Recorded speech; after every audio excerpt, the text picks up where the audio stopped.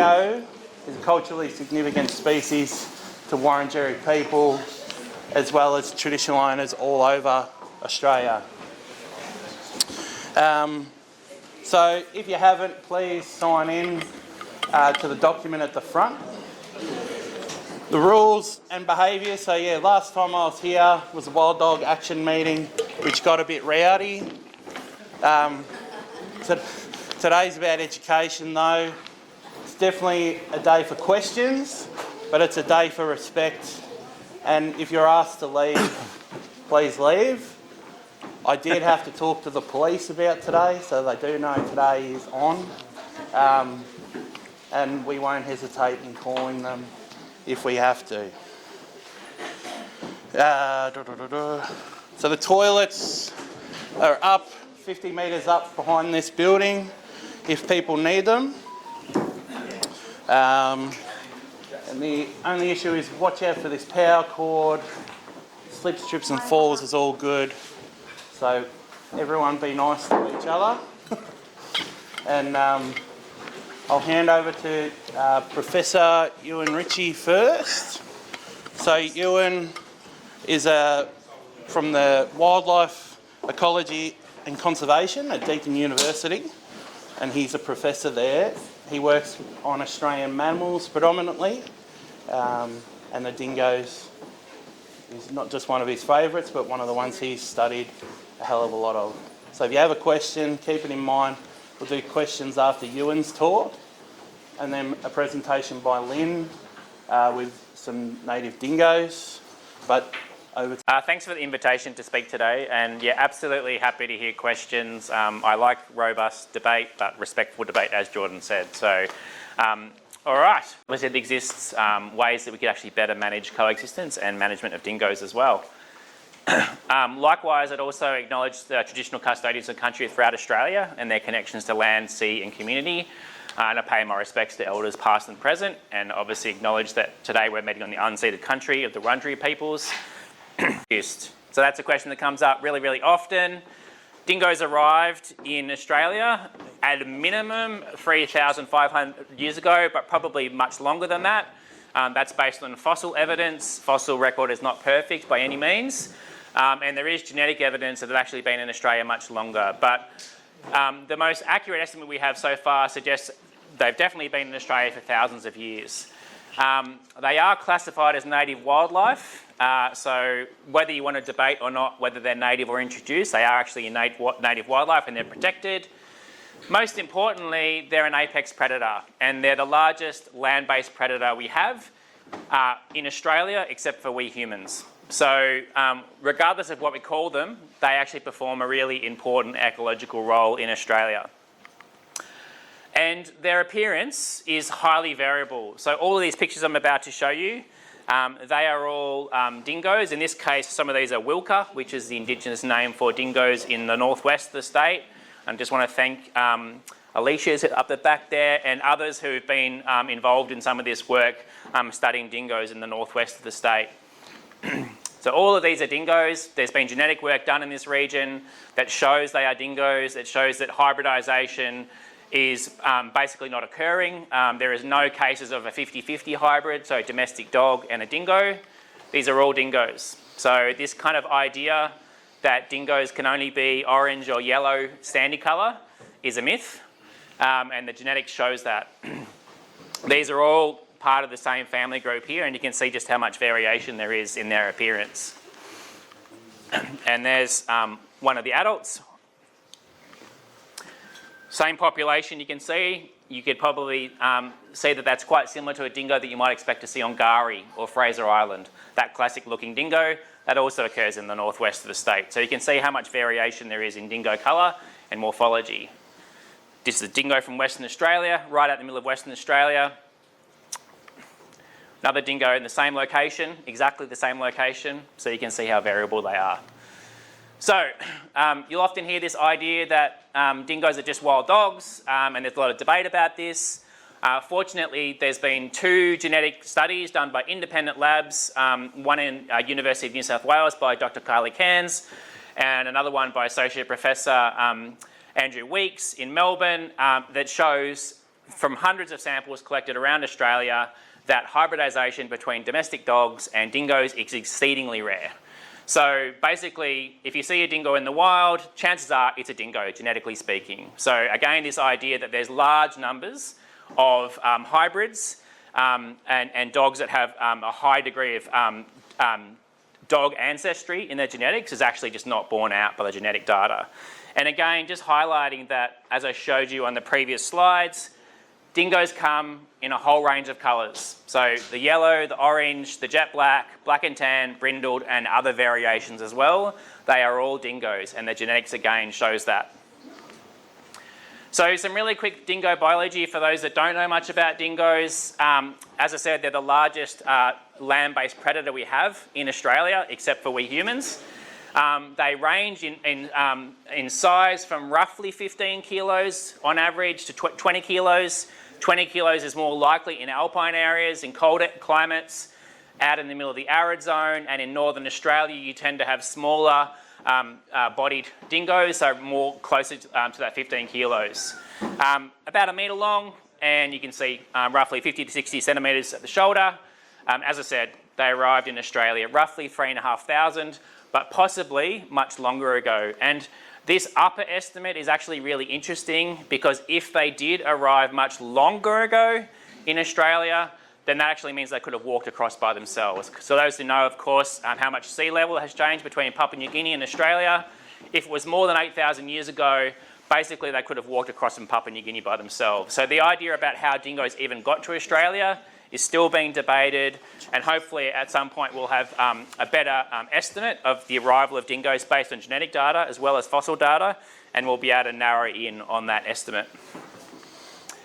So they have an annual breeding cycle. They breed once a year, so that's different to domestic dogs, and around a 9-week gestation and litters of 4 to 6 pups. As you can see, the pups are reared in a whole range of different areas, whether that be in hollows, under rocks, in caves, wombat burrows, etc. And they're fully grown around 7 months or so of age, and adults can live for about 10 years in the wild. Now there's obviously lots of variation around this, depending of course where you are in Australia. They're social animals. Hello. They can live in groups. Some of those groups can be moderate in size, up to about 10 individuals. You don't get dingoes in really, really huge numbers like you might say with wolves. So grey wolves in the US, it's not uncommon to have 30 or more wolves in a pack. You're not going to get that with dingoes. That would be exceedingly rare. It's quite often you'll see dingoes in pairs and quite often also by themselves. So they can live alone quite regularly but come together to hunt, to socialise, and of course to breed and raise pups. The area that they live over, again, varies a lot. So if you're in really productive areas where there's lots of food, lots of water, their home range, the area that they move over, can be quite small, around 20 kilometres squared. Again, out in the more unproductive areas, places like the arid zone and so forth, that can blow right out to 300 kilometres squared because they have to move a lot further to find the resources they need. And likewise, therefore, the density of dingoes varies a lot depending on which part of Australia you're in. So dingoes do kill livestock. That's a fact. They do attack and kill livestock. No one is disputing that, okay? So we do have this problem with livestock, and I'm going to get more to that, of course, about how we might resolve that towards the end of the talk. And it ends up in situations like this, with also the dingo barrier fence, the longest structure in, continuous fence in the world, over 5,500 kilometres long, which is aimed at excluding dingoes from the more productive areas of southeastern Australia, which is predominantly sheep and goat areas. Outside of that is predominantly cattle country and less productive. You can see this in Victoria, you can see this in Queensland, in other parts of Australia. And these images actually make me really sad for the dingoes, but also for the graziers, also for Indigenous people and for environmental scientists. No one is winning when you see images like this. To me, that's a situation of failure because, of course, graziers are frustrated and others, of course, are frustrated too. And I want to get more to about what we can do about this. Why does it matter so much? As I said, dingoes are a top predator. So dingoes sit at the top. This is an ecosystem. This is more like an arid ecosystem, but you could just swap in different species, if you like, for different parts of Australia, different ecosystems. One of the big effects they have is on herbivores. And I'll get to this in a second. Kangaroos, emus, wallabies, which are grazers, and they of course affect vegetation. That affects a whole range of other species that rely on vegetation, whether it be for cover, whether it be for food. They also affect smaller predators, and in the case of Australia, invasive predators. So the red fox and the feral cat, which have been devastating for native wildlife. So Australia has the highest rate of mammal extinctions in the world in the last few hundred years, nearly 40 species, and a large number of those are due to the impacts of feral cats and foxes, and dingoes actually help to deal with that issue. So you can see that dingoes, by affecting herbivores, affects plants and vegetation. This is also, of course, affected by other things like fire, rainfall patterns, soil fertility, and then vegetation affects invertebrates. So invertebrates are a really important part of ecosystems. A lot of animals eat invertebrates. And then, of course, we have other species as well. So small mammals, reptiles, birds, and so forth. So you can see it's all linked together. And that's a really important thing to remember, that if we manage and interfere with dingoes, we interfere with the whole ecosystem. And so I started my work on dingoes back in 2008, working on dingoes in a whole range of different locations across Australia. You can see we covered a lot of ground. Each one of these little pairs of dots is 2 really large cattle stations. The only thing that differs is whether they kill dingoes or not. So the environment is similar, the stocking rate is similar, they both have cattle on them. The only thing that differs is whether one decided to be managing dingoes or one did not. And you can see that occurred in a whole range of environmental types. So we've got, this is up in Cape York, so you've kind of got tall open forest, the middle of central Australia, and so on and so forth. And we monitor dingo populations with camera traps, as well as looking at sand pads, so looking at tracks on the ground as well. And first result here you can see is this is how many kangaroos you have in different parts of Australia in baited, so that's where dingoes are being controlled, or unbaited, where dingoes are being left alone. So the red being where dingoes are being left alone, the blue being where dingoes are being controlled. And you can see basically overall that if you control dingoes, you have a lot more macropods. And kangaroos, wallabies are native animals. We love them, but we as humans have modified the environment since European colonisation. We've put in water, we've done a lot of land clearing, we've gotten rid of dingoes in many locations, and also Indigenous hunting has ceased in many places as well. And we have a lot more kangaroos now to deal with, and that causes issues for the kangaroos themselves becoming overabundant and in the environment. And it creates really, really difficult situations for people about how do you manage those kangaroo populations. Dingoes are out there managing those kangaroo populations 24 hours a day, 7 days a week for free. There's variation, of course, in how much they affect kangaroos because that's related to environmental productivity. So the arid zone is nowhere near as productive as, say, somewhere down in southeastern Australia. So you wouldn't expect to see really high numbers. And then what about invasive predators? This is a cat, if you can't see it. This is a dead cat, and this is a dingo walking down the road with a dead cat. So people say dingoes don't kill foxes and cats. Well, I can tell you they definitely do. So dingoes, because they are the apex predator, but because they overlap in part in the diet with cats and foxes, they see them as competitors, and they will chase them and in some cases catch them and kill them, and they also do occasionally eat them as well. So if we look at camera data, so many of you probably know what camera traps are. They just these like cameras that you can strap to a tree or a post, a star picket. You put it out in the environment, an animal walks across in front of it, takes a photo, and you can see, of course, what animals are in those areas. You can also see what time of day that occurred. And so if you put up enough of those cameras out in the landscape, you can get a really nice picture of how different animals are using different parts of the environment. So I'll talk you through this graph. Going from left to right is the number of dingoes being seen at a camera location per night.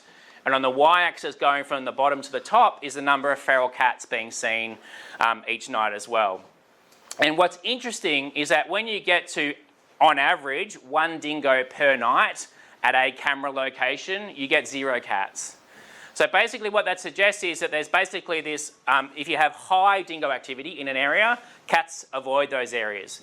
Below that, it's really variable, and that makes sense when you think about it. Dingoes aren't the only thing that affect feral cats. Feral cats are out there looking for food, looking for mates, and so on and so forth. So there's variation below that, but basically what it appears to be happening is that dingoes are setting a limit on activity. So once dingoes are really active in an area, cats are going out of their way to avoid those areas, and it makes sense. You saw the previous image before.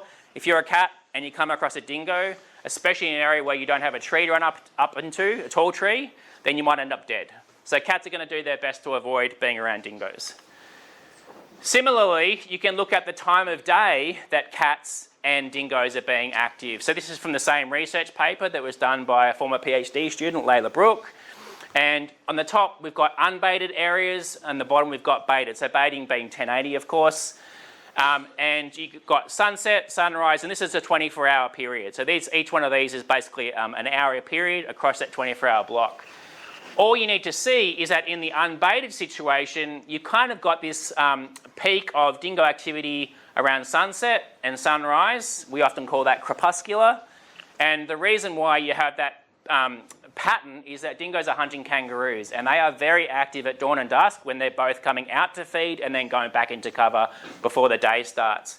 Cats are overlapping clearly in activity with dingoes, but you'll see that the peak of their activity is when dingoes are not most active.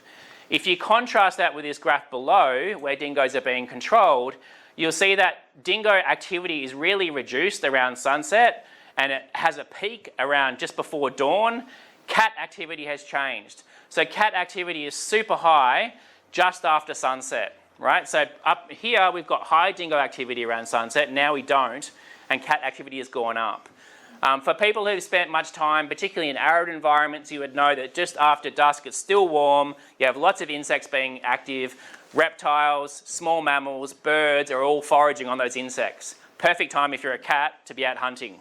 So the cats are out hunting because it's a great time to be hunting, especially because there's no dingoes around to worry about. So the dingoes have actually changed their behaviour, we think. We don't know exactly why, but probably to reduce time that they're out in those areas where they're being controlled, coming across humans as well. And so they have this really high peak just before dawn, presumably hunting kangaroos, but then they reduce their activity dramatically. So cats are avoiding dingoes both in the area of habitat they use, but also the time of day that they're active.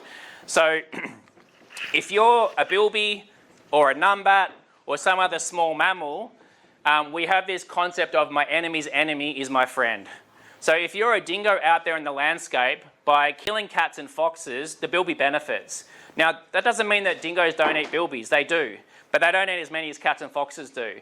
So dingoes, which I'll show you in a second, eat other things in terms of their preferences, much less so than small mammals.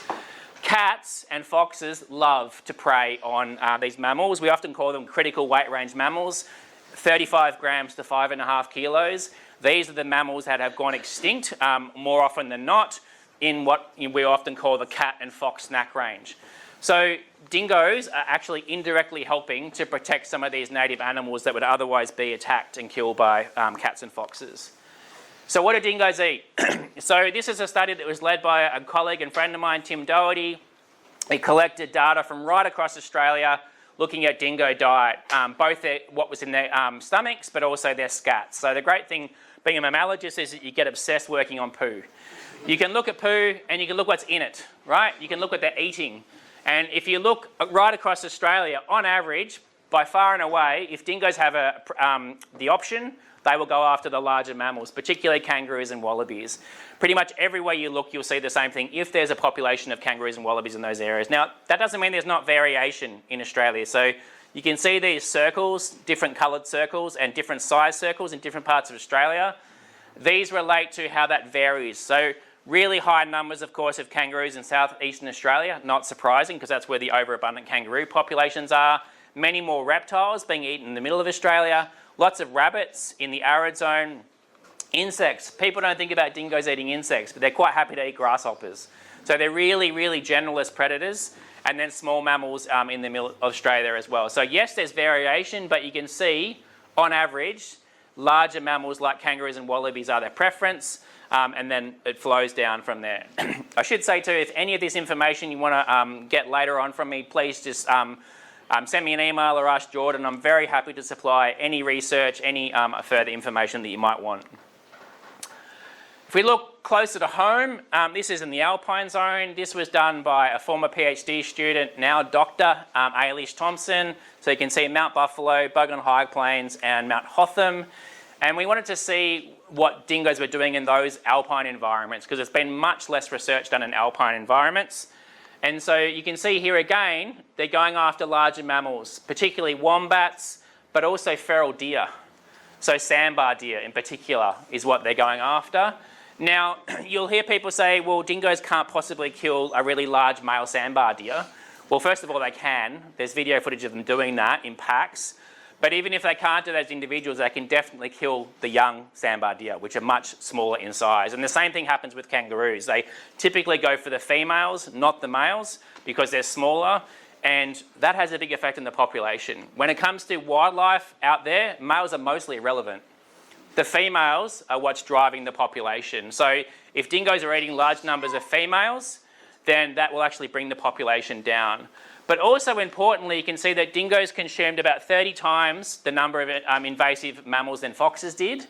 And importantly, in this case, foxes are consuming 15 times more those critical weight range mammals. So dingoes are not having a big impact on threatened native mammals. They eat them, yes, but in very low amounts. But remembering, they kill foxes, and foxes are eating a lot more of those native mammals. So it's the relative effect that you need to always bear in mind, that they both eat them, but one eats them a lot, and the larger predator is actually helping to control the smaller predator. So I now just want to really quickly go through some work that we've been doing by another PhD student who's about to be a doctor, Rachel Mason, looking at Narcat National Park in Victoria. So a really nice contrast. This is the border fence. This area is baited heavily 4 times a year and extensively through the park. This is baited largely on the margins and not nearly as regularly. So it provides a really nice contrast because it's the same vegetation type pretty much across the entire region. The only thing that varies is the baiting regime for dingoes. I won't have time to talk through all of this today because there's too much to get through. One of the things we wanted to do was to ask the question, do dingoes even take the baits? Okay, so what's the impact of the baits? And we put those baits out, non-toxic baits. So we took liver baits that would be used for dingo control, but we didn't have any poison in them. So everything else was done the same, except for the fact that they weren't toxic. We put those out at multiple locations throughout Big Desert Wyperfeld. We monitored with a camera to see who found them, who dug them up, who ate them. And we did that at a range of distances from baited areas to see what the impact of the baiting is. So skipping really quickly to the results, only one dingo in this case took the bait, okay? So after 60 days. So this idea that putting out lots of baits is necessarily going to control dingo populations, it might in some places, it might not in others. So we had only one detection of a dingo actually digging up this bait. But importantly, what we found was that actually who was digging up most of the baits was native wildlife. So silky mice, 37% of baits, and Mitchell's hopping mice, 30% of baits. So nearly 70% of those baits that were being disturbed was not by dingoes, not by foxes, but actually by native rodents. And yes, some native wildlife have resistance to 1080, but not all do. And some of these species, like the Mitchell's hopping mouse, are likely to have resistance in WA, where they've actually co-evolved with the plant that 1080 is based off, which is Gastrolobium. In this part of the world, in Victoria, there is none of those plants, and it's quite possible that they're not nearly as immune to 1080 here. So that's further work that we need to look into. But the point is that non-target species, both in terms of being detected at cameras and interacting with the baits, a huge difference, okay? So the target species, foxes and dingoes, are not nearly taking those baits in the numbers that you would predict. Another quick graph here. This is just the time it takes for each one of these different animals to find that bait. So you can see the dingo, in this case, took 60 days. The foxes are typically around 2 weeks or more. But the silky mice, the Mitchell's hopping mice, house mice got in there really quickly, within days, and pull those baits up. And there's another really important thing to remember is that these baits are buried in the sand, but when the rodents find them, they dig them up and they bring them to the surface, which means anything can now find those baits, whether it be birds, whether it be reptiles, a whole bunch of things. So those baits are now available to other species in the environment. Diet study, we wanted to look at this question of what are dingoes in this part of the world doing and what's their impact on livestock. As I said, dingoes do kill and attack livestock. The question is in what numbers.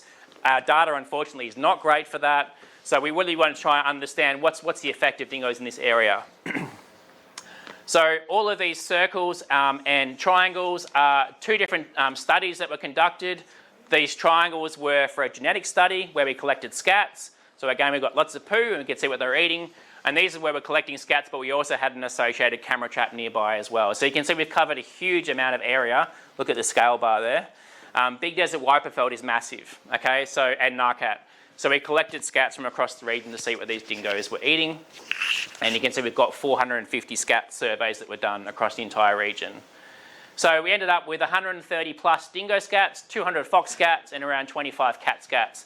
You can see that there's basically no dingo and fox scats in Narcat because the baiting there is super intensive and it's working well, okay? There's basically none left.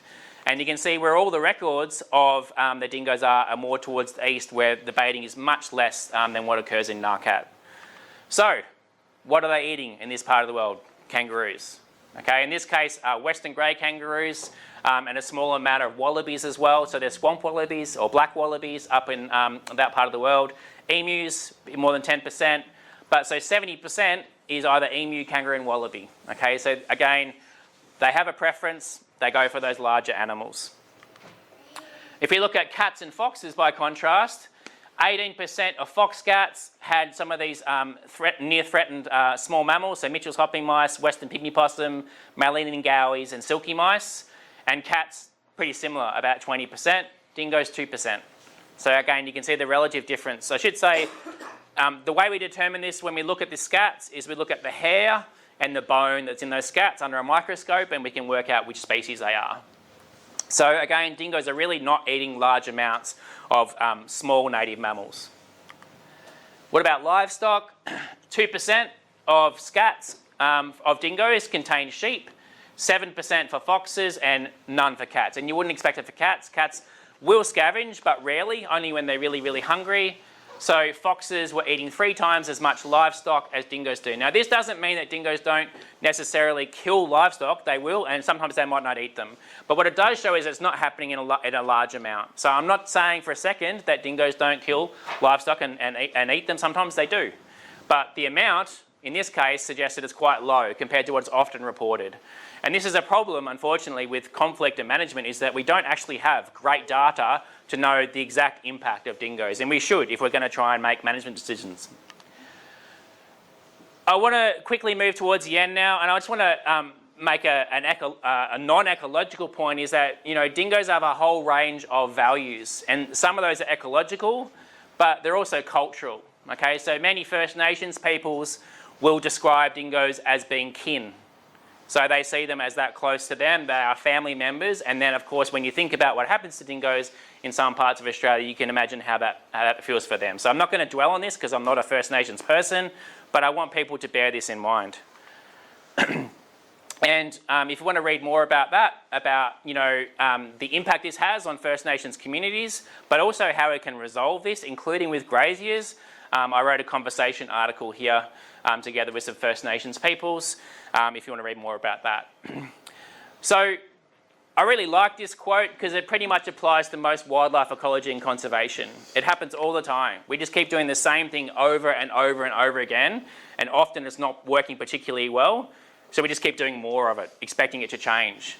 I also like this quote because it's often attributed to Albert Einstein, but it's not Albert Einstein, it's actually a lady. So yet again, a lady has had something taken away from her by a man, but it's a really, really important quote, I think, to bear in mind. Can you read it, please, because not all of us can see it. Yes, it says, insanity is doing the same thing over and over again and expecting different results.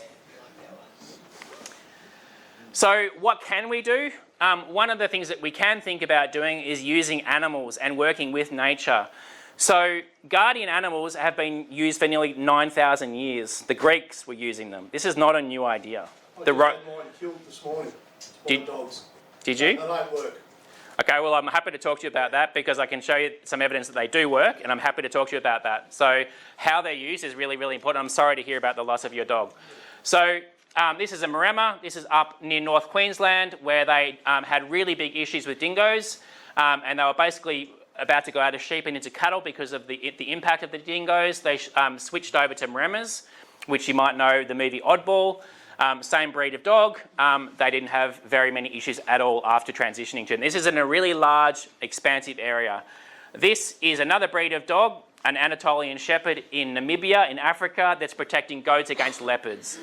Dingoes are small, leopards are big. These animals work, and yes, there can be issues, and there have been cases where they haven't worked very well, but there's packs of 17 dogs, you're saying they don't come in packs of 10. We're spotting packs of 17 going through 100-acre farms. Very, very, very happy to talk to you at the end. Very happy to talk to you.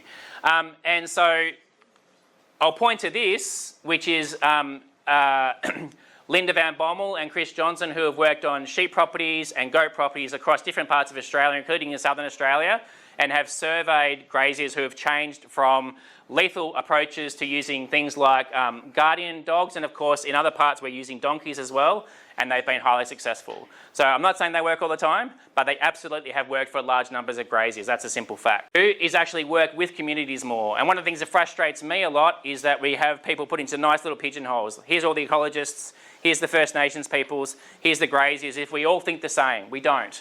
And graziers even have really diverse views on how dingoes can be used. These are graziers that wrote a scientific paper about their experiences with having dingoes on their properties. These are cattle graziers, and I recognise that's different to the situation with sheep and goats and smaller livestock.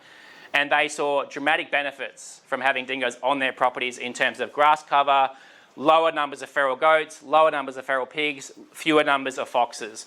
So, and there's a whole group here called Landholders for Dingoes, which has been set up if you want to read more about that.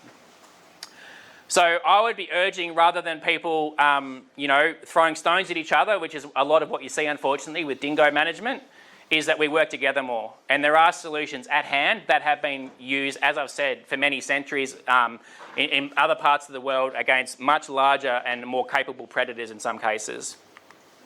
And I'll leave it there. Thank you.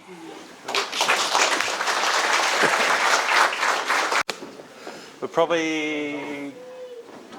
They're just going to go 2 questions? Yeah, okay. Oh, you want to do questions now? Yeah, just for you and yeah. Time for 2 questions. One down the front. Yep.